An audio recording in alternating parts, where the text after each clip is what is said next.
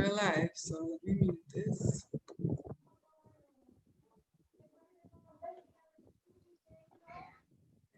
So good evening, everyone. Welcome to episode 3 of Navigating Health Services Moving Beyond Peak. I'm so grateful to see all of you here today, and I'm excited about today and today's topic. And just to remind you once again of who we are at NHS. At Navigating Health Services, our goal is to bridge the gap and create pathways to quality healthcare. And so this programs such as this, our whole goal is to educate you, empower you, and support you on your journey. So I want to welcome you all this evening, and I want to welcome my special guest. I hope he's not frozen. He looks a bit frozen there. To Dr. Andre Williams, integrative oncologist, son of the soil, right here from Jamaica. His practice, Teshuva Wellness, is based in Montego Bay. And I'm not going to say too much about him. I'm going to let him tell you his story, and we're going to get going right away. So, Dr. Williams, can you hear me? I can hear you. I'm wondering if my video is frozen. I think you look a little frozen, and we'd love people to see your lovely face. All right, let me try again. Okay. In the meantime, let everybody get their questions ready because I'm here for a little while, so I'm quite open to answering. Let me figure out why the video is frozen. Well, with live broadcast, these things happen, so everybody's using the internet these days. So in the meantime, Dr. Williams, as you get your video up and running, maybe you can start telling us a little bit about yourself, about your training, and a little bit about your background.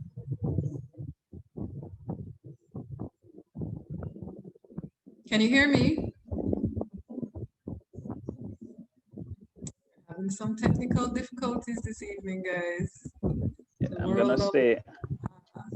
There you go. I'm gonna stay on data, and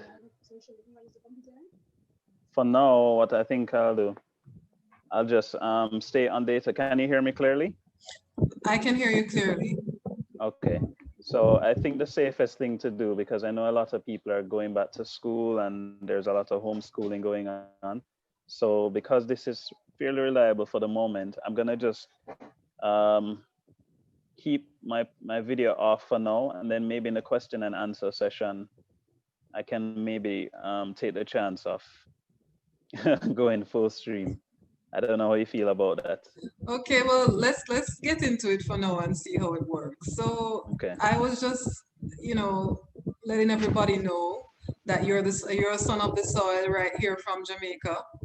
Oh, most definitely. And I wanted you to just give everybody a little bit about who you are and how you started on your journey as an oncologist and then as an integrative oncologist. Okay, absolutely.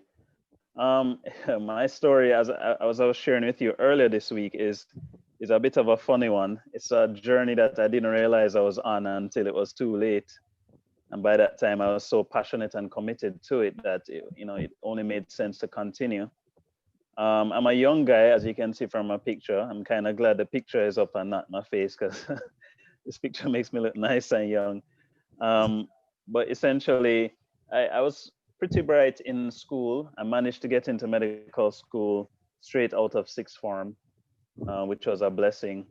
So I managed also to do pretty well in medical school.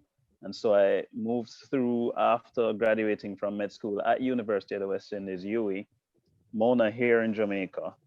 I went straight into residency after internship as well.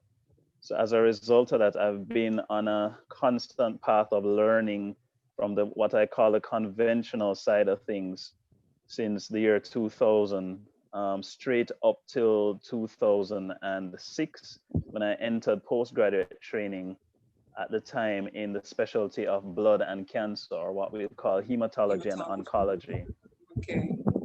I completed the postgraduate training in 2012. And my excitement was unbelievable. I mean, at that time, I was still 20, it was probably 27, if my math is good. Okay. Mhm. Um, so I was still pretty, I may have been a little old, like 29, but let's not get bogged down on the details of the year. So I was still pretty young, eager, and had no real commitments. I'd recently been married. And so what I decided to do was to move out of the densely populated Kingston region and go to the other end of the island where I figured I would be of greater service, particularly in the area of cancer treatment. So I moved to Montego Bay in 2012, 2013. I started as a consultant oncologist at the Cornwall Regional Hospital in Montego Bay. And my plan was simply to bring the international standard of care for cancer to that side of the island. I thought I was going to change the whole dynamic of how cancer care was delivered. I was so excited. I'd been to several international conferences and I was very up to date on the latest algorithms and workflows to treat each type of cancer. Hey, I see Mary Benin. I do. I see that too. Welcome, Yeah, Mary. yeah. Dr. So, Williams' patients and one of mine. indeed. So Yes. I was pretty excited. Well, here's what happened to me. I soon realized, first of all, I was in a rural setting, and I soon realized that maybe 4 out of every 10 of my patients were not particularly thrilled at the prospect of doing chemotherapy or radiation. In fact, they pretty much just said, "Doc, I'm not taking chemo. No matter what you say, I'm not gonna take it." And within that 4 out of 10 subset, there was also a good amount of people who just for whatever reason could not do it. Either they lived too far away to access the treatment on a regular basis. In some cases, they had already tried the treatment and it was unsuccessful. And in some cases, they just flat out were ineligible by virtue of just being too ill or too elderly or whatever the case might be. And anybody who knows me well, I mean, Mary Benin, for example, can tell you, I don't like the feeling of not being able to help a patient who is in my office. It's a very crippling feeling, and I usually give my all to each patient. So going to work on a daily basis and knowing that at least 40% of my patients would not get any tangible benefit from seeing me, it was just breaking my heart. So I decided to start searching. I started searching the internet vigorously to find out what other options were out there. I mean, in the conventional world, talking about something like doing naturopathic treatment for cancer was just a taboo. So it was a little bit of a wake up call for me. But I was so desperate and committed to finding answers for my patients that I said, boy, if it means that I have to go over to the dark side, I'll go, I'll go over there. To the dark side? So what happened? I really still don't know how it happened, but one night I was up late, really just scouring the internet for anything that could make sense. And one of the things I should emphasize as well, I didn't just want any old treatment. I wanted to find things that were practical, simple, and inexpensive, because my heart is always to serve the people of Jamaica. And it makes no sense, in my personal opinion, finding something that works really well, but is too expensive for people to access. Right. So I was very determined to get something that fit those criteria. And ultimately, I came across the Gerson therapy, which is like a decades old nutritional protocol that has been used successfully to treat cancer and other diseases. Dr. Max Gerson is the originator. He was a German Jew who is just a brilliant medical doctor, and he found ways to use just straight diet and herbal supplements to get patients to be healed from cancer. And as soon as I found out about his work, I said to my wife, we have to fly to California and do this workshop. And essentially, since that time, I've just been going to workshops internationally. While I'm at each one, somebody might say, hey, wow, have you heard about this other workshop that's available, this other technique of treating cancer? Have you heard about these things that can help to improve the immune system and metabolism? And what impressed me so much was that having ventured over into the so-called dark side, one of the myths that I had always believed was that there was no evidence to support some of these so-called alternative treatments. But I soon realized that that just wasn't true. At these workshops, one of the first things you have to do is to look through several reams of literature. And in many of them, I was forced as a doctor to go back to basic biochemistry and those kind of things. And it was so intense. So it was actually such a rigorous process of scientific persuasion that you went through at the beginning of each workshop, that you had no choice but to accept these therapies as being viable by the time you were done training. And the truth is, Patrice, when I came back to Jamaica and started implementing just a few of the things, I immediately noticed the change in my patients. I would just mess around with people's diet just as a very simple intervention. And immediately I could, little elderly ladies would say to me, Doc, I mean, I know the cancer is not smaller, but I have so much more energy. I can go back to doing my household chores again. I'm not laying in bed all the time anymore. And An the more improvement in quality of oh my life. goodness, quality of Yes. life improvement was the most noticeable thing. And so I just started to be as bold as I could be within the constraints of the hospital system. I started to create little diet sheets for people with different interventions, making it practical and Jamaican, because one of the experiences I had while I was there, Nisha, my wife, and I, Nurse Williams, we both went to a workshop in California, the Gerson Module 1. And I remember one of the researchers getting such a solid round of applause when he made the statement that he has found one of the most useful things to treat nausea in cancer patients. And everybody was waiting with bated breath to hear what he would say. And Did you say ginger? he said ginger tea, and everybody applauded. And oh my goodness, I looked at my wife and I said, "Is this for real? I mean, Jamaicans drink ginger tea day in, day out, and we know already that it is good for the digestive system." So I Yeah. started to realize that if I was going to remain closed-minded, then I would miss out on what other people saw as treasures, and Jamaicans really just saw as basic everyday stuff. And I'm glad you Um, made that point yeah, about being closed-minded yeah, because yeah, I know it's a sore point for a lot of people. But I think oftentimes really it's a true seek up when yeah. people get tired and they start seeking, Trust the me. mind starts to open up a bit more That's and you, right. you, you begin to see possibilities where you saw none before. That's right. That's right. So you're absolutely correct. And especially when I realized that my slow and gentle experimentations were helping in such more disproportionately better ways for the patient. So a small intervention would result in a major benefit. I mean, I remember I have never been one to put a timeline on people's lives. I think, as a Christian, I don't think it's the right thing to do. And also, I've seen where people have been proven wrong so many times. But I must say that, there were times when you look at somebody and you say, really and truly, it's unlikely this person has long to live. And nurse would come to me 2, 3, 4 weeks later and say, hey, there's somebody here to see you. And she'd tell me the name, and I say, boy, there's no way that person is here to see me. But sure enough, there they were. And in many cases, not only were they back to see me and say hi, but they were much stronger. I remember a lady who was in a wheelchair the last time I saw her, and she came back walking. And so it sparked my curiosity, to say the least. And as I said before, the more I went to workshops, is the more tools I began to have available to help my clients. And what happened around that time as well was that I actually won an international award by virtue of doing this kind of cancer care in a third world or developing nation.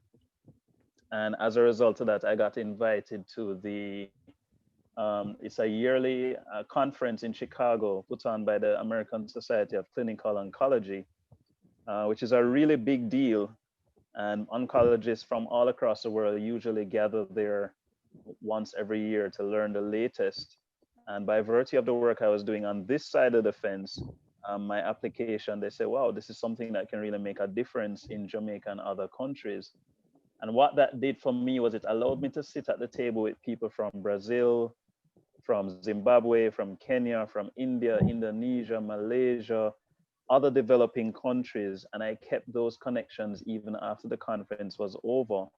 And so a lot of what I was experiencing, I had people now in other countries I could bounce it off to say, Right. hey, what do you think about this? And they'd say, well, in my country, that plant is called this, and we use it for this.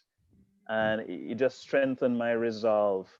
And so what eventually happened, as I said before, the joke was on me because I didn't realize that I was on this journey to take the best of both worlds and make it available to each client that I saw. Mhm. And that's how the whole concept of me being an integrative oncologist came about, because I suddenly realized, hey, I mean, there are some people who would benefit from chemotherapy. However, there are ways to support them through the process. And in the event that they come to the office and they're really just not eligible for it, or for whatever reason they're not willing to accept it, then I have viable options just the same, depending on the client, that I can use to help them with quality of life, and in some cases, stabilizing the disease. So what we call disease-free progression So, kind of thing. so that Disease-free brings me survival, I'm sorry. that brings me to one big question that many of our attendees may be asking right now. What Yeah. is integrative oncology? What does that mean? Right. So what it means is that simply I take the best of the conventional space, which is the chemotherapy, the radiation, the immunotherapy, and I take the best of the naturopathic space, which is the ability to use different foods, herbs, and other interventions, natural interventions, to help the patients. And I either combine them for each patient, or I take elements of each and utilize it based on the person sitting in front of me. So it means simply that nobody is in a box anymore.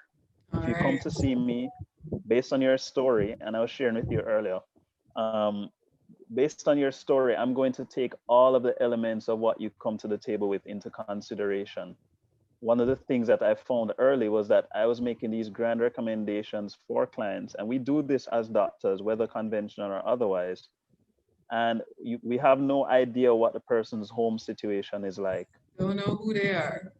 Exactly. And So so it's each person that comes to see me sits with me for an hour mandatorily.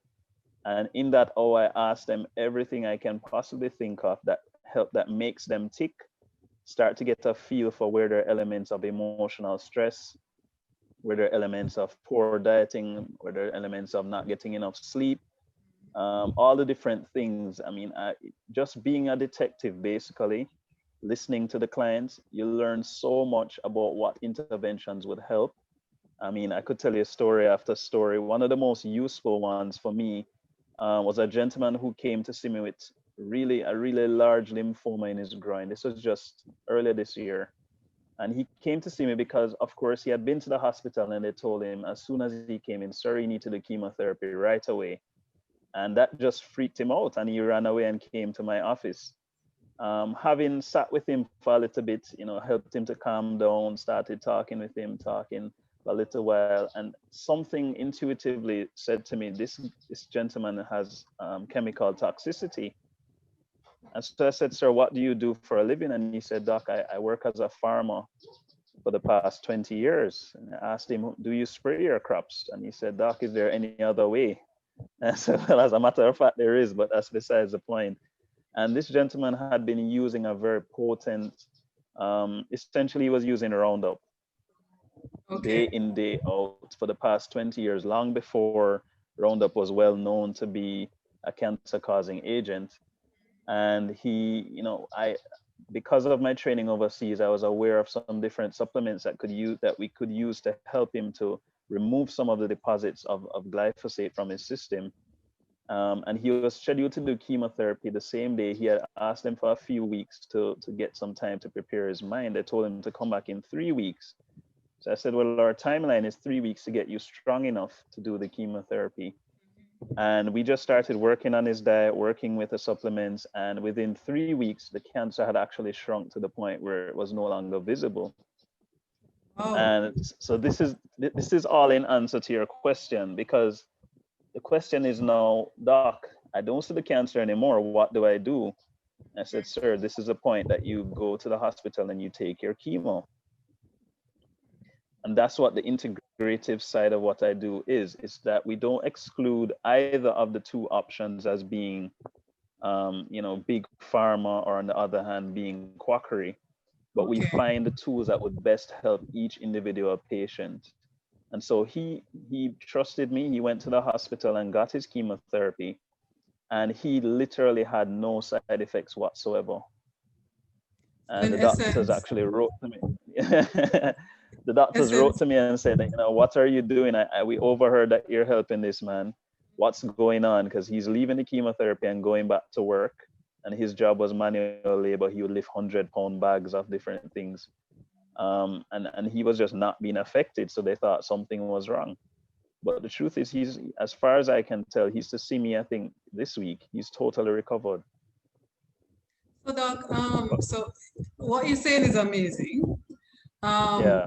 But I also want to be clear, because one of the things I think we're not fully clear on is that there's no one tool, no one Oh, thing yeah. Oh, yeah. that's a blanket for each person going through their experience, their journey with breast cancer or any other Exactly. cancer. Because as you mentioned before, you have to look at the person as a whole, Correct. and make Correct. recommendations based on that. So I want that to be clear to everybody that there's not one thing that's going to be the answer Absolutely. for you. But Absolutely. what I do appreciate is, and of course, myself as a complementary therapist and other things, I am fully on board with an integrative approach, Yeah. Yeah. especially in developing countries like ours, where with your introduction, into how you got into all of this, when you think about our population here in Jamaica, especially Yeah. our rural population, it's hard to just come at them with one thing. Oh, yeah. And there is also the trust factor as well, because they don't necessarily trust what the conventional side is fully telling them as well. Exactly. So you have Exactly. to find middle ground, to Exactly. be able to reach people. So if I were to ask you then, and I'm going to ask you, what do you think then, as a patient, a new patient comes to you, what do you think is a big difference then between how you would assess them Yeah. in terms of if they came to you as a conventional oncologist Yeah. or as an integrative oncologist? What should people expect differently when they come to you as an integrative oncologist in terms of their first visit, consultation, assessment? I know you mentioned you spend an hour being a detective, but is there Yeah. anything Yeah. else that you, in particular, let's say, since our topic is surrounding breast cancer, Yeah. what are some of the things you would do on that first visit? Yeah. So the first visit, I think, probably the easiest way to explain is to tell stories. One of the things that bothered me when I worked in the conventional space, particularly in the public system, was that because there was so much demand on time, there were just so many patients to be seen in a given Yeah, day. You really didn't have much time to get to know the client. And I believe that the journey of breast cancer is quite aptly called a journey.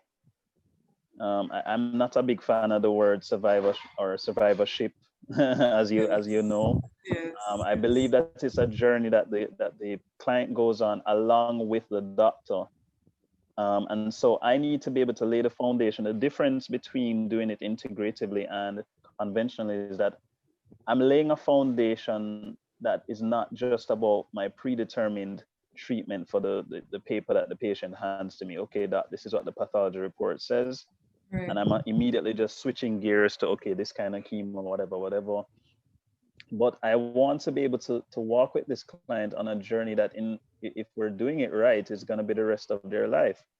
right, So that first consultation, one of the best stories I can tell is sitting with a lady just diagnosed with breast cancer. And the truth is that, to their credit, I don't know how women even walk through my door sometimes. I think there's so much to be said for the courage it takes to walk through a doctor's door with this diagnosis, because that in and of itself is already so scary. So many of the women who come through the door, they're so nervous as it is that it makes no sense me sitting with them for 15, 20 minutes saying, okay, this is what we're going to do. I'll see you in 2 weeks for chemotherapy. Because most of it doesn't register, one. Two, most of it adds to the stress of the journey. And many of the women, I don't even know what it would be like to walk through that. I lift my hat to all the women who've been down that road and have managed to successfully walk into the doctor's office, because it's such a scary Let's not forget our men experience. too. Well, We can't forget our men too. Of course we won't. But I'll tell you a story that makes everything make sense. In that I met a lady once. She came into the office with this diagnosis. Her sister accompanied her and sat a little behind her in the office. So I could see the sister in the distance, but I was faced with the patient directly in front of me. And as usual, I said, like I'd say, hey, Miss Patrice, how is everything going?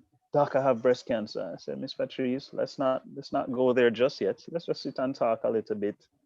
How was your day today? And we spent some time chatting. And eventually she became a little bit more relaxed and we could talk a little bit about her life. And I noticed in the course of asking her about her family and her experience growing up as a child and so on, I noticed that she wasn't giving me much details whenever I tried to touch on family.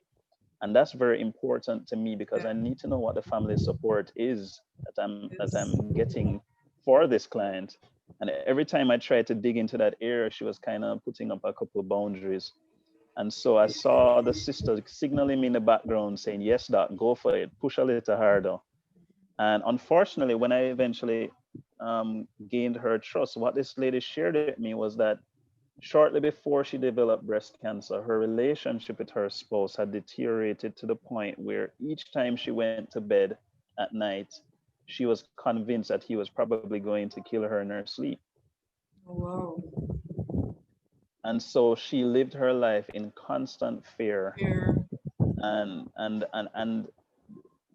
one of the things we learned overseas, I don't want to belabor the point, but if you spend enough time interacting with other complementary practitioners, you'll realize that not everything that cannot be proven is false. So for example, I learned from a German professor that each organ develops cancer on the background of a specific emotion. And so he had seen so many cancer patients. I'm sure that's something that most people are like, huh? Yeah, what's going on there? So if you think about the breast is an organ of nurture. And it can be romantic nurture or it can be the nurture of a child. But its real purpose is really to nurture. And so while we don't want to get too esoteric with the discussion, there is some truth to the fact that in many cases, the type of cancer that one develops gives you a clue to the predominant emotion that the person was struggling with. And so in this particular case, what I did, the first intervention I made before doing anything else with this lady, I actually cut the interview short and I said, ma'am, regardless of what I recommend for you to help you with your journey, if your emotions are not in the right place, your body is constantly going to react by forming cancer. And so even if I had this so-called cure for cancer right now for you to drink, and you drank it and return to that home situation, your body would take the cue from your home situation that it needs to reform the cancer. And so I'm not going to treat you any at all until you're willing to take steps to protect your own life and dignity and to remove yourself from that situation. And the lady looked at me, her mouth dropped open, and she just smiled. She just couldn't stop smiling. And I said, why are you smiling, Miss Patrice, for example? I said, why are you smiling so much? And she said, doc, I came through this door today and I said to myself, anyhow, this doctor tell me that I have to do chemo. I'm not doing nothing at all. And so when you were able to see through my situation, I realized that this is somebody that I can trust. So anything you tell me to do after this, I'm willing to do. But the first thing I'm going to do is take your advice and remove myself from the situation. And that she did. She came back to the office a week later and this lady was smiling from ear to ear from the minute she walked through the door. And she said, Doc, when I'm gone to work, I just call one truck, pack up all of my things in the truck and drive off. And now I live with my mommy and my daddy again. And I said, okay, now we can talk. And we sat down and we put together a diet and everything and put everything together. And this lady is doing so well. So it's a journey. And I think the journey begins with a proper foundation. One of the things I do as well is muscle testing. So I don't just give my clients supplements just randomly. I'll do muscle testing to figure out which of the supplements would best suit their particular situation. And then I prescribe those. Explain muscle testing to us. All right. So muscle testing, the body instinctively interacts with its environment in so many different ways. And so we are aware of eating something that doesn't agree with you, for example, or let's say you have a food allergy. But the body interacts with its environment and with foods and different things also by touch. So that's why people have skin reactions to different plants or that they come into contact with. And so the body interacts with its surroundings in many more ways than we're aware of. And it's constantly sending signals and adjusting and regulating itself. And so muscle testing is a way of using the reflexes of the muscle to determine A, what's aggravating the body, B, which organs or areas of the body are being stressed by the surroundings, and C, finding a suitable remedy that would be helpful to help the body to regulate again. I'm going to take a chance with my video. Please. I don't know what will happen because I need to show you what I mean. Yes, I would love to. What it's saying. Nope, it's still stuck. It's frozen. I don't know why. So we can probably do a part 2 if you want. But essentially the body is constantly regulating, and my belief about cancer in particular is that in the same way that when you walk out into a hot room, you don't have to press a button to tell your body to start sweating. You automatically sweat. There are so many things that are happening every second of the day that the body is regulating on our behalf that we have absolutely no awareness of. So right now, everybody on the stream, I'm sure everybody's heart is beating, but none of us are aware of what rate it's beating at, what rhythm it's beating at. We're assuming that because we're alive, then it's beating at the right rate and rhythm. Similarly, none of us are aware of the exact diameter of our the pupil of our eyes, how much light is coming into our eyes. None of us is aware of how much urine exactly is in our bladder right now. But the body is keeping tabs of all of these things every second of the day. And so what I've found, or my current approach to cancer, is that there is always something that has caught the body in a state of dysregulation. Meaning it came across something either once or multiple times that pushed it out of balance and it was not able to get back into balance. And this is where we actually get the word dis-ease from. So the body's ability to get back into ease or regular functioning has been compromised. And so that manifests as hypertension, for example, that manifests as diabetes, that manifests as so many autoimmune diseases like lupus and those things. The body, for whatever reason, came across a challenge, and in responding to the challenge, it did not return back to normal balance. And so the first approach that every patient must have when they come to my office is to find out what is the contributor to the body being out of balance. And we go straight into tackling directly head on that problem, rather than trying to treat cancer, for example.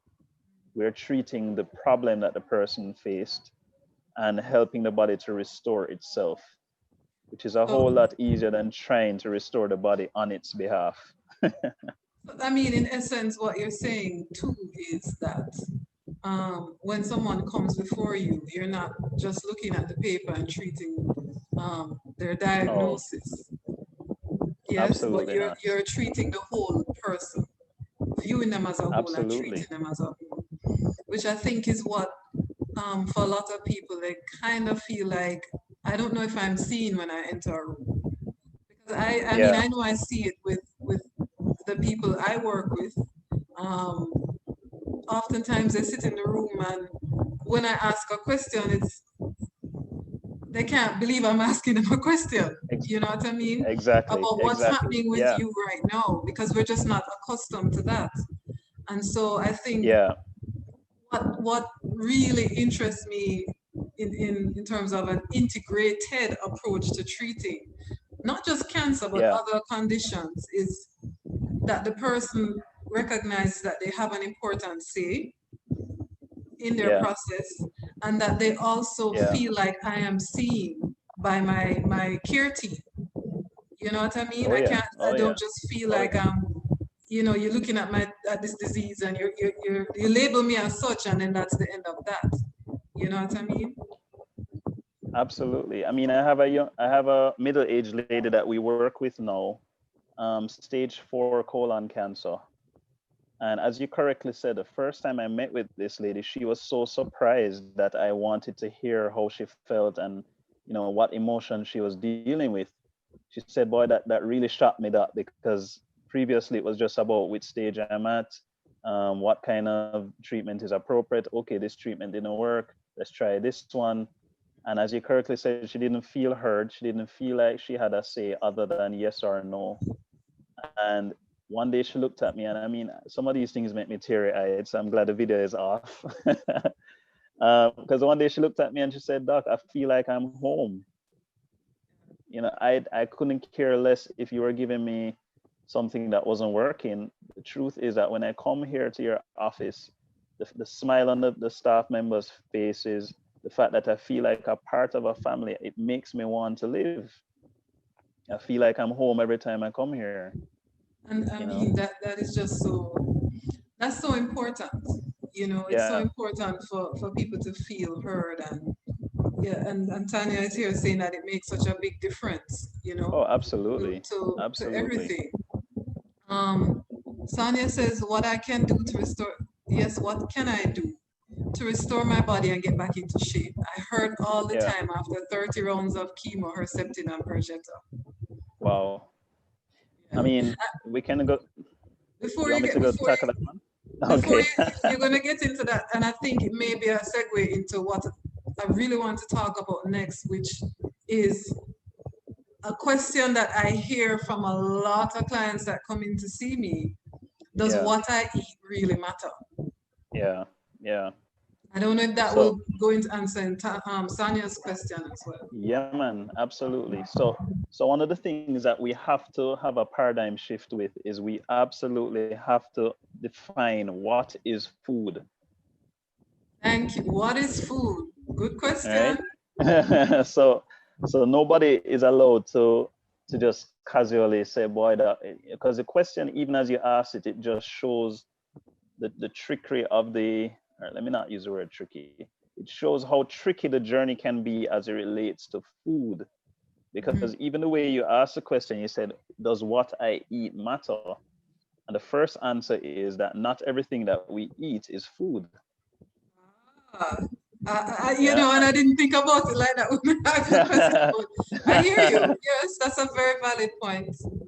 Yeah, yeah. And so you guys can continue to put the questions in. I'm gonna be happy to answer them. But just to tackle the food story, the whole idea of food is that it should A, possess nutrients and minerals, right? B, it should be a source of energy. And C, it should be something, this is the most important one. It should be something that facilitates the survival and growth of the organism, or in this case, the human, the person. Right. So broadly speaking, if you're gonna call something food, it should be providing you with nutrients, minerals, that kind of thing. It should be providing you with energy. Hmm. Notice that, and be very clear. In other words, it shouldn't just I'm contain listening. energy. It Yes. should provide you with energy. And C, it should be something that contributes to your growth and survival. All Wow. right. So How many of the so things so you the pick up off challenge. the shelf? Oh, come on. You know the answer to that already. So I have been guilty. There are two. This is a double-edged sword. This discussion is a double-edged sword because I've been guilty in the early stages of my career of saying what you just said, which is what you eat doesn't matter. Just eat whatever you feel for. And I've heard that from many, yes. Oh no, that's absolutely wrong.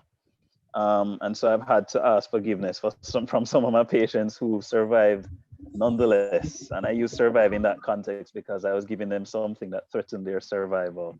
Yeah. so so food has to fulfill all those criteria. And I could be a little bit more precise, but just for the purposes of this. So let's take something like a soda. All right. A soda, supposedly it has sugar in there, which we already know sugar is a no-no for cancer. So that's out. But say for argument's sake, one could argue that a soda has sugar. So we say, all right, so it has energy within it. All right. Does it have nutrients and minerals? No. Does it contribute to the growth and survival of the person? No. So that's 1 out of 3. The reason why Okay. it is 1 out of 3 is not just because they're so-called bad for you, but it is the constituents of most of these junk foods.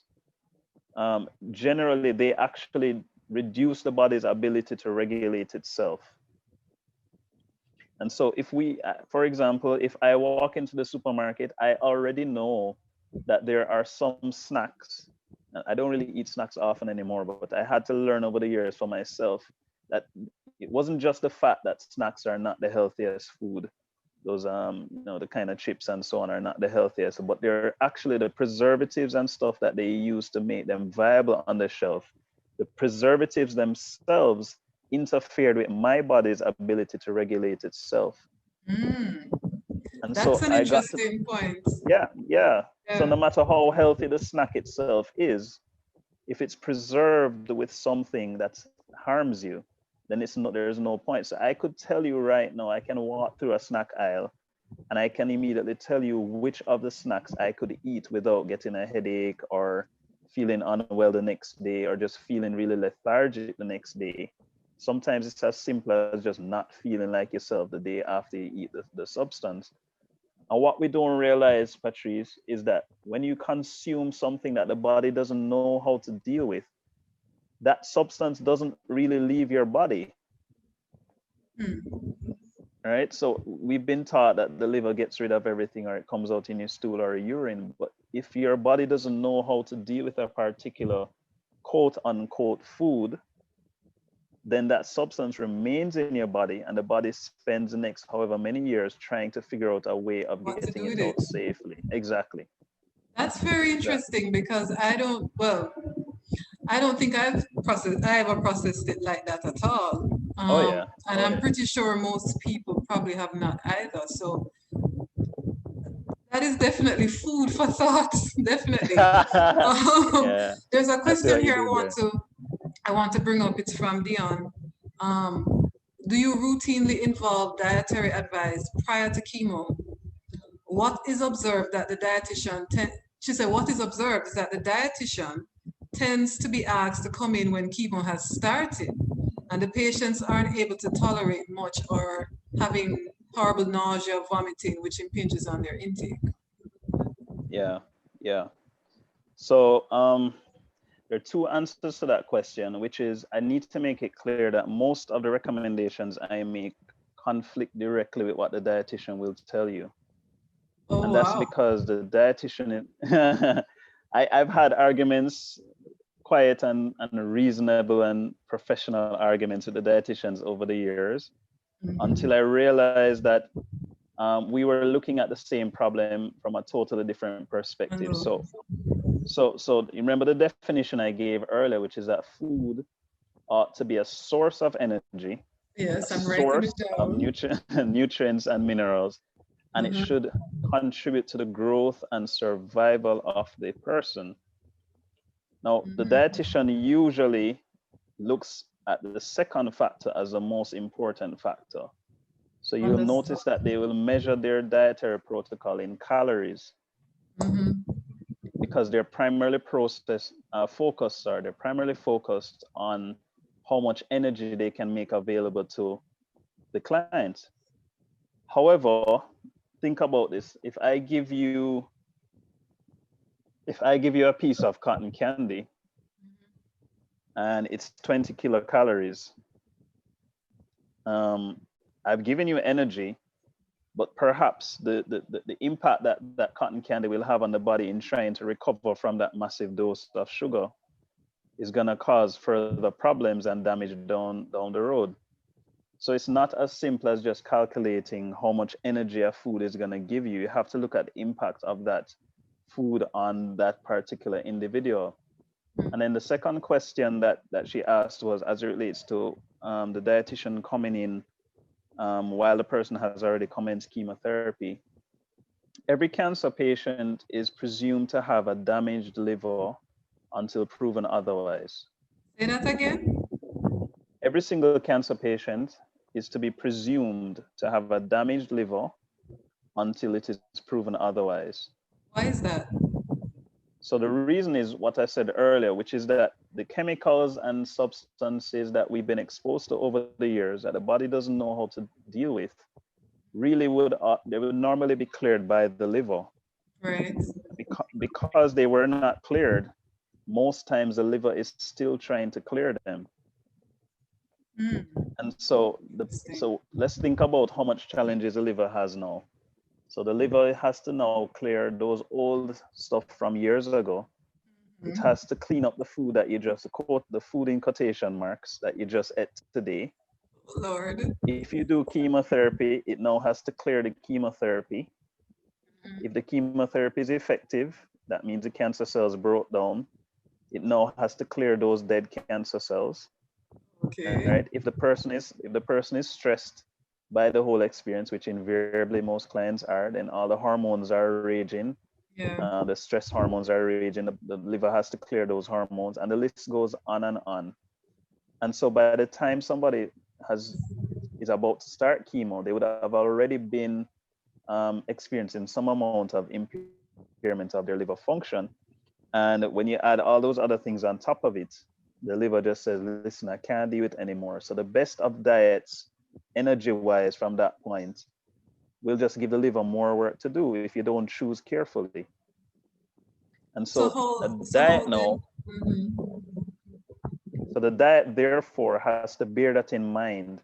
And the whole idea of constructing a diet now has to be about the other two factors, which is it has to contain readily accessible nutrients and minerals. The body. I got you. You don't want the body to be have to be digging it out. Work too hard to figure out what this is. All right. So you want to break it down all the way back to simple juices and basic food stuff. And I know this is a topic I'm passionate about, so I'll keep talking. So I'll just get this point out clearly. If it's the only thing I said tonight is this: Jamaica has to get its act together in terms of what we call poor people food. Because when I go to other countries and other workshops, the same foods that we scorn in the market is what they are running down like crazy. Yes, I 100% agree with you. We have so much here in terms of natural resources, right? Oh my goodness. Natural foods that our population seems to be moving away from. Yeah. Into more processed. Granted, lately there's been a push, a drive to get people to be a bit more conscious about what they're eating, to eat local foods and produce, fruits, vegetables, that type of thing. Oh yeah. But the reality of the situation is we still have a lot of things on the shelf that we're just grabbing for our children and for ourselves. And running away from those natural things. So Nicole is asking, what are those foods that people are craving elsewhere and we are turning our backs on here? So what Nicole deserves, remember when you're in primary school and the teacher tell you to hold your ears and stand on one foot? Nicole? That's what Nicole should get. Oh yeah, Nicole. That's what Nicole should get for asking that. I mean, it's simple. It's simple. When you look out your window, anything that you see growing on the tree outside your window falls into the That's it. category. That's the easiest way. So this morning I woke up, for example, and I'm not going to tell you that I am immune to all of this discussion. Yes, it's more convenient to eat. Mm, Um, I don't even eat fast food, but it's more convenient to eat processed foods right. because the shelf life is better. But this morning I had the pleasure of looking outside my house, and there was a guava tree that was just laden with just nice ripe guavas, and I raided that tree. I got about 2 dozen guavas, and I've been eating all day. And there's a reason why you have different things in season. Yeah. As the studies emerge from things like pomegranate, guavas, I list them all out, breadfruit, pawpaw, sweet potato, Irish potato, yamandasheen. Um, where do I, how do I stop? Moringa is our latest fad, but you know, Ginger, there's turmeric, all ginger, the turmeric, varieties of fruits that we have here, carrots. soursop, beetroot, everything. Trust me, Yeah. it's and all right, so I'll make one more point on this in this regard.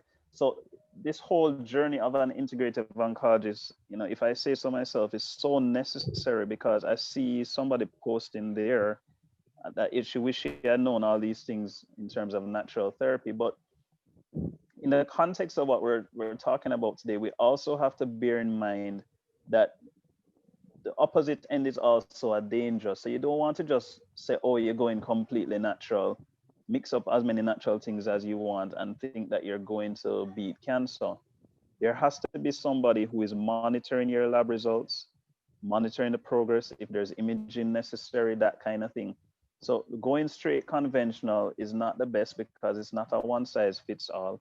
But going straight natural on your own without any guidance or supervision is also quite dangerous. And so my role as I see it now is to kind of bridge the gap so that people can feel as if, The you know, gap. not you know, not just feel as if, but they can know that they're being properly monitored and assessed. Yeah. And in the event that I notice something is going wrong, I do refer patients to my conventional colleagues, for example, to get further support. But there's a difference between what I do and, you know, God forbid, just going to the Rastaman in the market and drink up our roots. And there's nothing wrong with drinking our roots, but who is going to review your labs and be able to properly assess the impact those roots had on your organs? Are you So improving or are you getting worse? that brings me to an important question because one of the challenges that I see, certainly, um, as I've said before, I think on this program too, I've still today gone into homes and seen people with rotting body parts and things like that, Wow. which I think is Wow. sad. But part of the challenge is when I speak to some of them, they feel like their voice is not being heard. They may have had some Wow. fears surrounding, doctors, hospitals, various Yeah. things, there Yeah. are various fears that people have. And one of the Yeah. things I find is that when I speak to some of these people, I can actually get them to a place where they're willing to go in and get assessed. But part of the Yeah. challenge that they had before is that they felt like the practitioner they were seeing was not Yeah. open to just monitoring them on a process instead of Yeah. pushing, their approach on them. Yeah. And so you Yeah. find that there are people who may shy away because they feel like, well, they're not going to help me if I'm not doing what they say. And I think Yeah. it's important for people to understand that there are places you can go where people will properly monitor and assess you without forcing things down your throat, Yeah. but to give Yeah. you all the information required so you can make an informed decision. And I think that's a big thing. People need to Yeah. get all the information that they need so they can make an informed decision. And many of those people who are sitting at home having challenges right now, I think if they were given an opportunity to really sit down and have a one-on-one talk Yeah. to express their concerns, many of them probably Yeah. would have gone to seek some help. You know what I So, mean? I don't know if I'm not a good promoter or marketer of myself, but I'll use the opportunity to just put a plug in for that, because I realized earlier that one of the challenges with people's accessing my support also was having to physically come to see me. And especially within the context of COVID now, that's becoming increasingly difficult for people. So I Right. do have an online Q&A session, and it's pretty easy to use. People can go and book a time that's suitable for them, and once they book it, they use PayPal to make the payment or whatever the case may be, and it comes up on my calendar that somebody wants to talk to me for 30 minutes, and I just log on and chat with them on Zoom from the comfort of their home. And many times they just want to talk. Sometimes they don't even bother to come and see me there after. They just wanted to be able to share what's happening with them, kind of have an opinion given to them. And of course, I respectfully let them know that I am not going to contradict what another professional has already told them. I'm going to try my best to help them, to support them through the journey. So my objective is not to discourage them from following their doctor's orders, but as you said, some people just want to be heard. I see Yes. Tanya asking more than once, I think, if I work with people who have already completed chemotherapy. I Mm-hmm. absolutely do. You know what amazes me, Patrice, is I left the hospital, the Cornell Regional, in 2016 for the reasons that I outlined, above. I really thought that what I wanted to be able to offer patients was not, it was going to be too much of a conflict of interest to make some of these interventions within the public health system. I thought the right thing to do ethically was to start my own private practice and allow people to see me there for those purposes. But it's amazing to me how many of the people that I had kind of barely intervened with in terms of their diet while I was at the hospital are still alive today. And they, from time to time, come back to see me to say, hey, doc, I never forget what you told me. I mean, I couldn't find you when you left the hospital, but I've been using the diet ever since. It's Yeah. all I eat, and this is 4 or 5 years later. That is. So it's amazing what has happened even with them on autopilot. So I So see the there are answer, two. The answer to Tanya's yeah, go question ahead. is, sorry to cut you, trying to keep up with Yes. all the questions. So the answer to Tanya's question Yeah, man, I essentially see. is yes. Um, Yeah, absolutely. there are two more questions here. One from, I'm not sure who, an anonymous attendee, but they wanted to know how they could make an appointment to see you in December. Yeah, Well, I think Dr. Williams just stated that he does virtual appointments as well. But this person is saying their I husband do. is surviving prostate cancer for 13 years. And so he will Yeah, give you some more information as to how you can make contact. There's another question here. Is it too late yeah. from Allison to start working on your nutrition? And what will it take to cleanse and start? Yeah, so it's never too late. I'm still Never too working on late. mine. Me I'm working too. on mine. It's an ongoing, it's an ongoing process. And the aim is to lift 150, not true. Well, so so that means that if you've been slowed down a bit by having poor diet and nutrition in the past, the aim is to restore the body. And I want to make the point that, I'm a Christian. I believe that God created us with the intention that our bodies would repair themselves. There's no other machine on the planet, man-made certainly, that can repair itself. We like to think that we're getting close, but we'll never get close to the complexity of the human body and its ability to restore. So I like to remind my clients that I'm not the one who is healing you. I'm not the one who is right. restoring you. Your body is able to repair Your itself. body. The challenge is to find out where it was having the difficulty. And there's so many different things that contribute. So let's look at breast cancer. Breast cancer, how many people know, for example, that your teeth have an important role to play in breast cancer? Because Also, the same wiring that provides sensation to your teeth, oftentimes, depending on the tooth, every single tooth in the mouth shares the same electrical wiring as organs in the body. So there are specific teeth in the mouth that share wiring with the breast. And so while it was difficult for me to digest, I have had several patients who have come into me with breast cancer. And in the course of testing them, I found that they have a bad tooth. They fix the tooth and the cancer shrinks. Are you serious? So, yes, so go figure. So, you know, Okay. it's too much to share all in one go. But as I said before, that's the importance of dealing with each client as an individual. Agreed. It's easy when you do a Netflix show or a broadcast to say, okay, this is a cancer diet, this is the whatever diet, and even that I think is too broad because you need to treat everybody as an individual. That's our question. No, that's just there's just a comment from Liz that I think this forum is awesome. Very thought-provoking Oh, session with food, how our emotions affect our health, nutrition. Now the teeth. Great to know that there are persons like Patrice and Dr. Williams who see you as a person and not an illness. Information is a breath of fresh air. yeah. Yeah. And I mean, I'm typing in the chat. I think I'm typing in the chat the link that we use to make the online appointment. Let me see if I can do that accurately. I think I'm doing okay. So if you see it come through, anybody who wants to meet up, I'll be happy to see you online. The travel people used to travel to see me from overseas, but obviously that's become more difficult now. So the online sessions are better. But yeah, as you can tell, Patrice, and you already know, and most people can see by now, rather than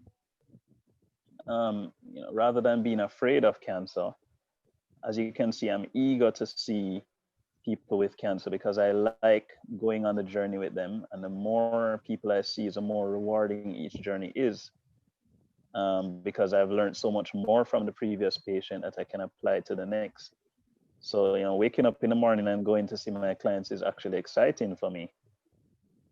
Because the joy on their faces when they see the treatment starting to work. Obviously, I'm not perfect. There are no guarantees at what I do, and I do still lose patients from time to time. But I'm much more fulfilled with the approach that I take now, and I feel like my clients are also much more appreciative. So I would agree with you that people definitely are.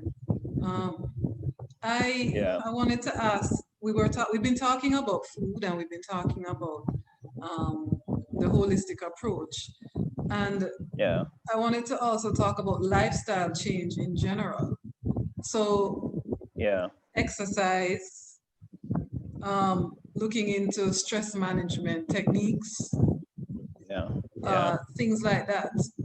What kind of advice do you give yeah, your patients in that regard? I mean, in particular about exercise, and in our last broadcast, exercise came up. We talked about lymphedema and other things, yeah, but one of the main things was, you yeah, have to keep your body moving. yeah, yeah. So I will confess that I tend not to bring up exercise with my patients in the first couple sessions, and there's a particular reason for that. Okay. I try not to make the recommendations that I give my patients seem like a demand or too much to ask. Overwhelming. And we all know how difficult it is to start a regular exercise routine. And so I deliberately start with the more manageable things. I saw somebody post about sleep hygiene, and Mm-hmm. that's a big thing for me. One of the easiest things that you can do to help your body to regulate better is to get more sleep. And so that's one of the things I tackle even before exercise, which is not to say that exercise is not, I mean, it's priceless to the process. But for my own purposes, I usually start doing exercise when I've gained a patient's trust and when they themselves are starting to see the improvement they're making with the other changes like the diet and better sleep and dealing with their emotions.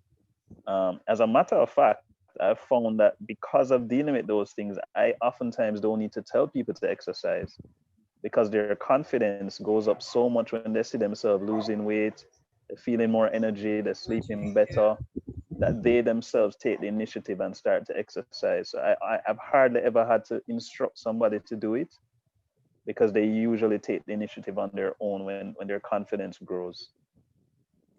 So I wanted to talk. So we discussed the fact that you are an integrative oncologist. And what Right. that means is that, you utilize a number of different um, avenues, if you will, to Right. assist your patient. But the topic too is about the integrated approach, which means Yeah. more of inviting as well other people Yeah. on board in Yeah. terms of therapists and other people.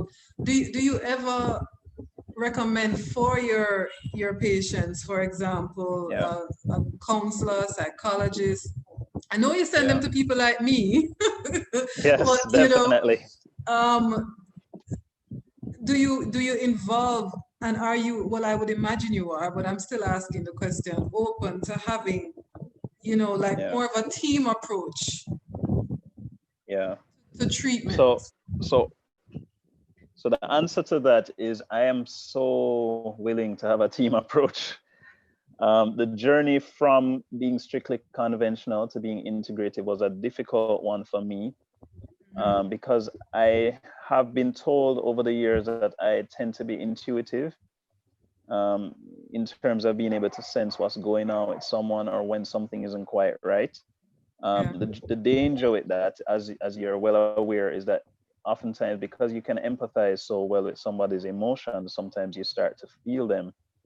Uh-huh. And I started to realize that many of the clients had a lot of emotional baggage carrying, and they found the outlets. They appreciated the outlets, as you mentioned earlier, to be able to share it.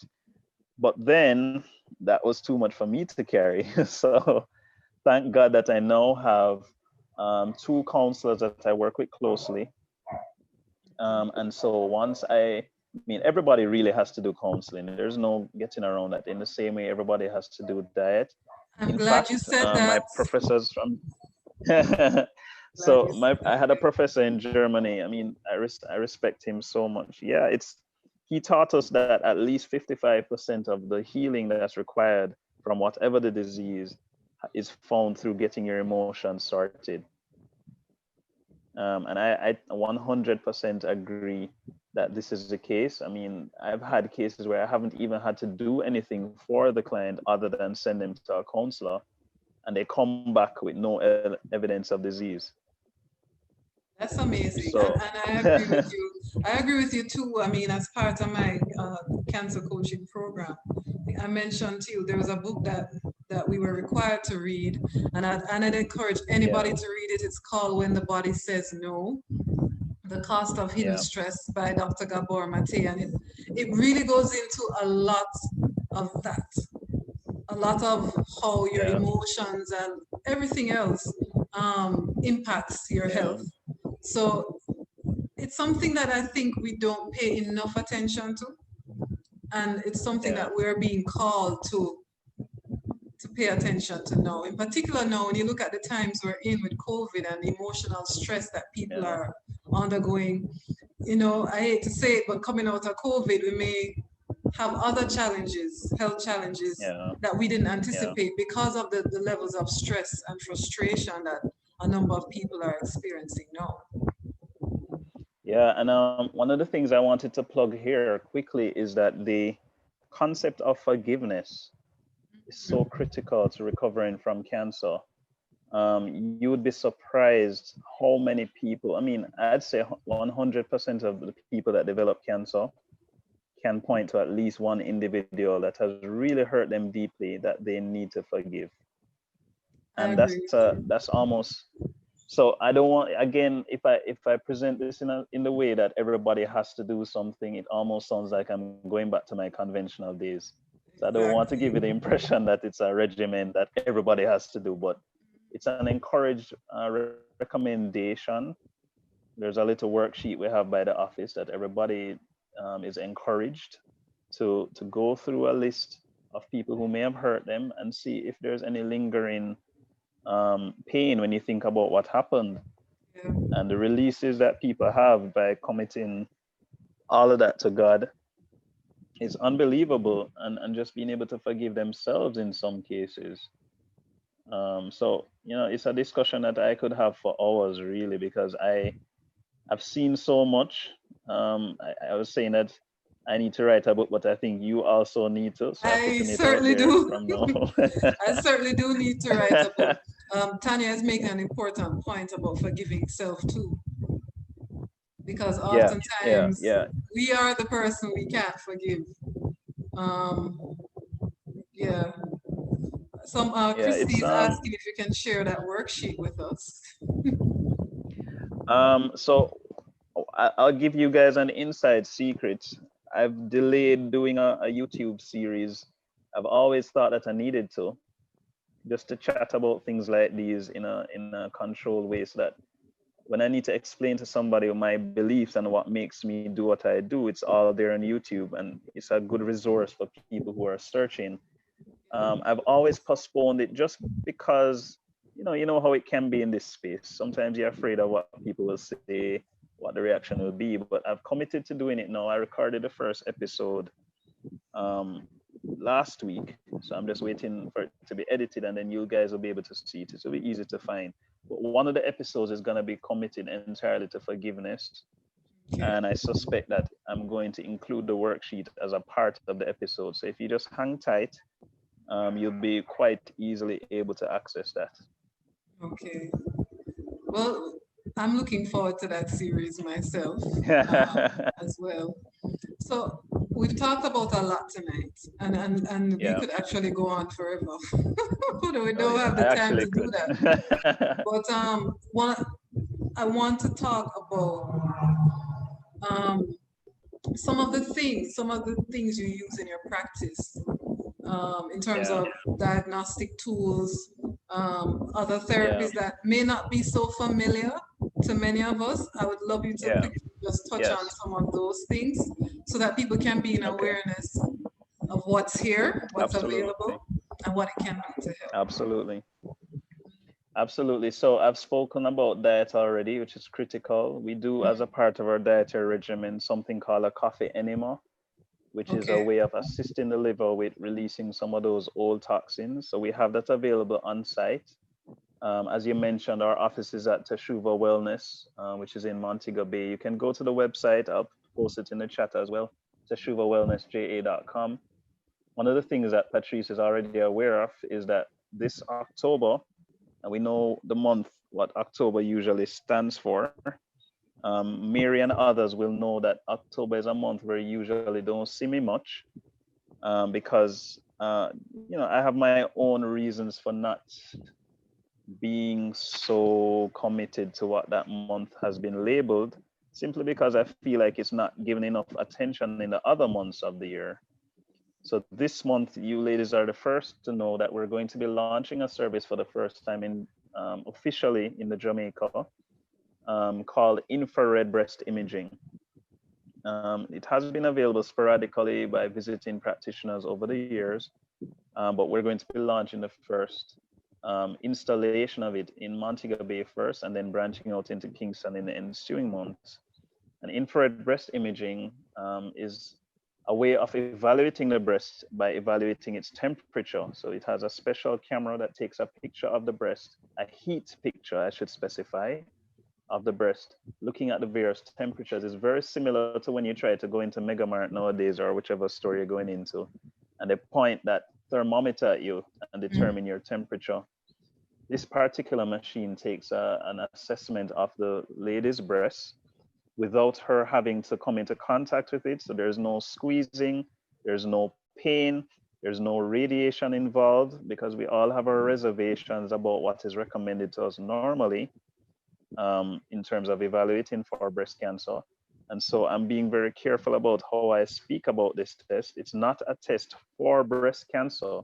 It is a way of routinely evaluating your breast health so that you can be aware of changes that are taking place long before they reach to a point where there are problems.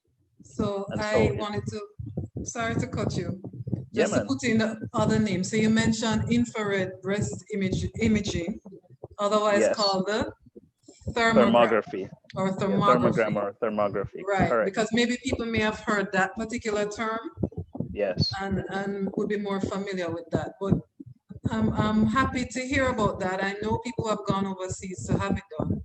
Yes. And it's pretty detailed, isn't it? It's actually more detailed in my experience than the other studies because the camera is so precise. And so it's looking at the blood flow through the breast, it's looking at the heat temperature, it's looking at the potential for hormonal change patterns. There's so many things that the result can tell you. It's not read by me, it's actually read by a team of experts in California who've been doing it for over 30 years. And they are extremely detailed. In fact, the report itself is usually like 3 pages long Yes, it in is. It's terms of quite what they've found and recommendations. And it has been extensively studied in medical literature and found to be useful for helping women with this particular issue. And we know Jamaican women are often hesitant to do mammograms.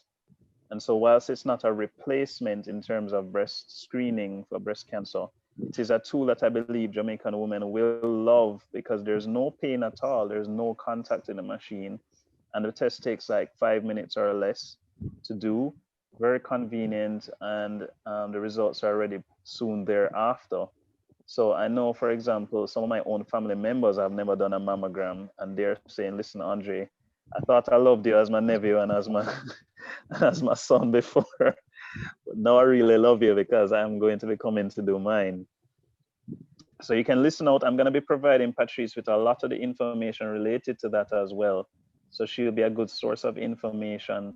And of course, she'll be able to direct you to our website and other places where you can get in touch with us to interact. We also do ozone treatments right. and IV Explain. vitamins. So ozone is high dose oxygen that has been electrified from O2 to O3. And as a result of that, it's extremely useful for stimulating healing within the body. And so it's been widely studied in Germany and Italy initially to treat several of these diseases. It kills viruses, fungus, and bacteria on contact, which is why sometimes when you buy your water, if you look at the label, it says ozonated. So they bubble ozone through the water to kill the microbes in it. And it has been found to be very, very potent in stimulating the immune system, restoring the metabolism and other things within the human body. And so it's a secret weapon that I use. I don't want to give away all my trade secrets. We also do high dose vitamin C, which I know a lot of you would have heard about, in the form of an IV drip. And so, again, all of these things just depend on the patient that's sitting in front of me. But Right. just It's not for imagine, everyone. yeah, but just imagine the difference between having one option and having 10, or having 10 different things that all work together to help to restore your health rather than just killing, quote unquote, killing cancer. And that's the thing for me. I wanted this particular forum to be one where people were exposed to um, a lot of what is out there and available from Yeah, credible yeah, sources. And of course, oh yeah, stressing once again, as you did before, that it's not for everyone, not everything is for everyone. But it's important to know that precisely. there are options because we don't want to exclude anyone who may feel like the options that are presented to them it's not for them and then there's nothing else, you Yeah, know? yeah. Um, Benita says that he she's has coming done to see you. yes, Benita's done thermography over the years. And she coming to see you, she says. Yeah, man. Very good, Anytime Miss you're ready, Ven. Benita. So oh my gosh, there's just so much. But what Yeah. I wanted to do is open the floor now. Please, anyone, if you have any questions, I'm putting up a poll now as well, a quick poll, just launching it now. Um, but if any of you have any questions for Dr. Williams, now is the time to ask.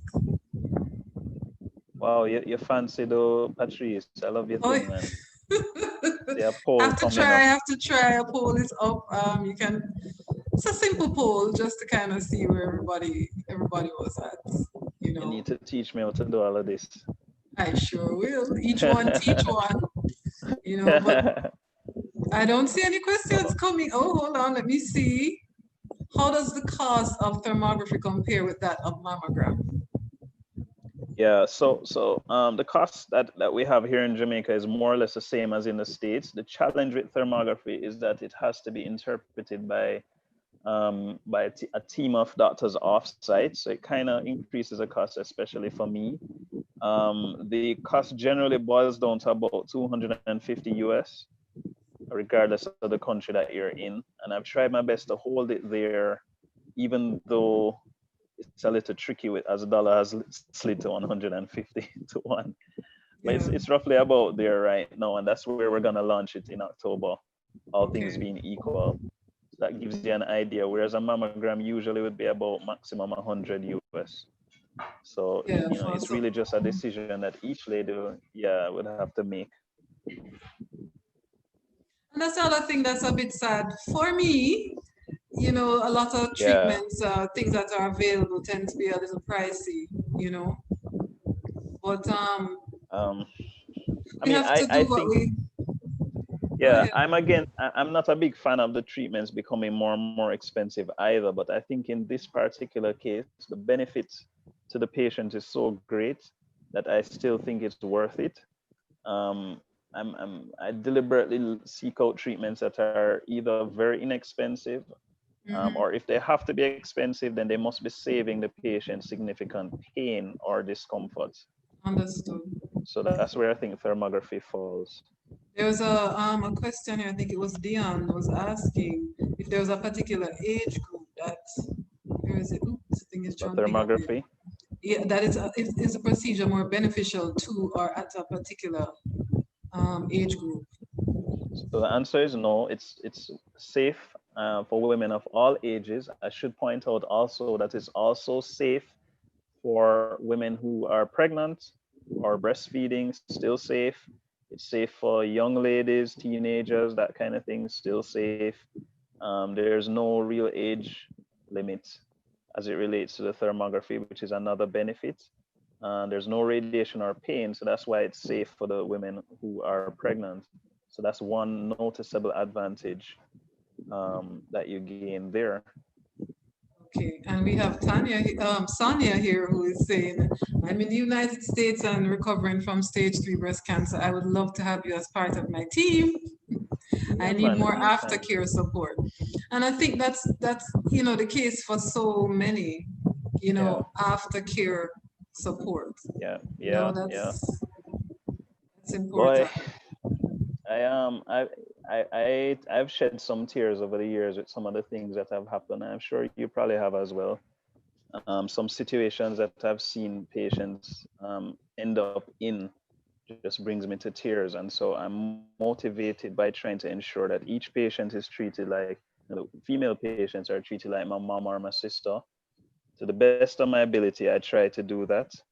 Um, not perfect, but I'm putting out 100 every day. I see Liz asking, does that does insurance, do you accept insurance for thermography? That's probably no, right? So the good thing about it is that that's a yes and no. The Okay, no happy being to hear that. the no being that because it hasn't been officially launched yet, and I'm the only one offering it officially in Jamaica. When I spoke to the insurance companies, they were not yet ready to create a policy around it or coverage Okay. around it. However, they've given me their commitment that once it is launched and more women start doing it on a mainstream basis, they're willing to sit with me to create a subsection of their insurance coverage that will help to Wow. defray the costs. I have to So say in a wow way, on that one. Wow, wow, yeah. wow. But I'm happy to hear that. Yeah. So in the early stages, of course, you won't be able. You'd have to pay out of pocket. But Right. once I start getting more and more subscribers to the service and they see the value of it, the subsequent years will be very beneficial. Certainly for me, I've seen some thermography reports where it has indicated where people have some blocked lymph, some areas that needed work on. Um, Oh yeah. Oh yeah. and that's how I met some people through those reports and what Yeah. Yeah. suggesting to them. Yes, definitely. And it's amazing to me to see some, call it before and after Oh shots yeah. of Oh yeah. the thermography. It's amazing. We live in such an interesting time, a time where we have access to so much, and I really feel that we shortchange ourselves when we don't open our minds to Yeah. what is out there. And Yeah. so for me, this conversation tonight for me was very beneficial, very helpful, and I'm sure based on the comments and everything that everyone Yeah. here tonight has benefited from this conversation. And we're certainly going to need to have more. Yeah, You know, I so I have no problem with that. As a matter of yeah. fact, one of the things I want to do with the YouTube is probably do a little bit of interviews as well. So maybe one day I need to interview you, Patrice. Sure. I'm open And to doing that. you know how the social media thing goes. You kind of mix and match. Mhm. So So I'm going to type out the website on in the yes, so chat. people can reach you, and also Yeah. Dr. Williams is on Instagram, and you know that's Oh, Teshuva definitely. Wellness and Wellness Doc Jamaica. Is that it? That's Wellness correct. Doc Jamaica. So you can make contact too. You can link him on those platforms as well. And Teshuva Wellness is also on Facebook as And well. and I do a little bit of WhatsApp as well. So a lot of WhatsApp. So I'm gonna put that in the chat as well in case Give you somebody needs access. it. Look at that. So for Yeah. anybody who really feels, on a serious note, that they need some further support and guidance in that way, you know, Yeah. he's open and he's willing to be that for you. So if there are no more questions, the last call out for questions. Last call out. I People are need saying thank you, thank you. Um, I need People to are come gonna off the follow road. you. That's what I need to do. Yes, yes. Oh, Because curfew. it's almost 8 o'clock. Yes. So we want So to it's just thank you just so as well. much. You think your video will give us an opportunity to see you for a few seconds before? So Boy, we can, I'm going to try. I'm going to we're try, gonna but try and if it see. doesn't, then But if it doesn't, that's fine. But we're gonna see. try. Oh, here we are. Look at that. We waited So until the end. everyone, it may have waited until the end, but at least we got an opportunity to see Dr. Williams here Yeah. tonight, even briefly. So maybe you can briefly show us muscle testing before the video goes. Oh wow. Wow. Can Let me you? see. How you need two people to do it, so I'd have to Uh, find out who. Well, here's what I'm going. I'm absolutely welcome to. Sorry. I'm actually happy to have been invited and to be made welcome here. I just reading while talking. And I'm happy to come back as necessary, Patrice, if you have a part 2 or a part 3. And maybe what we can do is just set up a demonstration type setup so you can see what Great, muscle testing looks like. great. I'm open to that. Yeah, things kind of got messed up for me today because of all the rain and everything. So I'm in between where I should be in terms of destinations. But I wanted to make sure that I fulfill this commitment. And I And I'm happy appreciate I it. did. I'm sure everybody appreciates it too, and we just want to tell you thank you. We want to say good night to everyone, and just for you to know that the conversation can still continue, guys. If you have Correct. questions that you need to get to me, to get to Dr. Williams, or he said he gave you his information as well. But if you have other questions, you can contact me. You can contact me through Navigating Health Services at Gmail.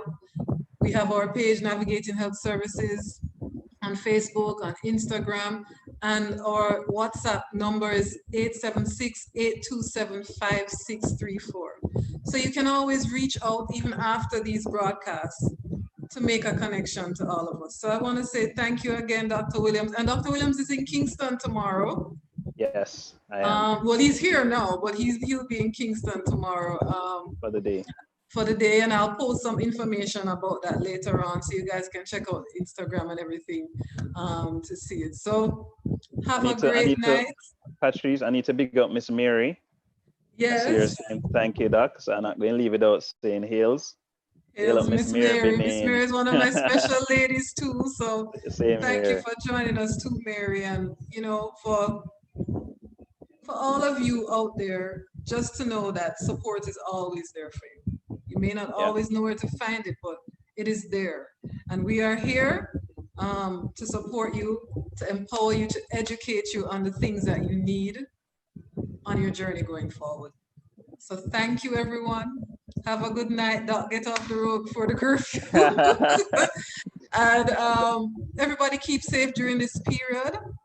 And good night. Good night, everyone. Bye. Bye.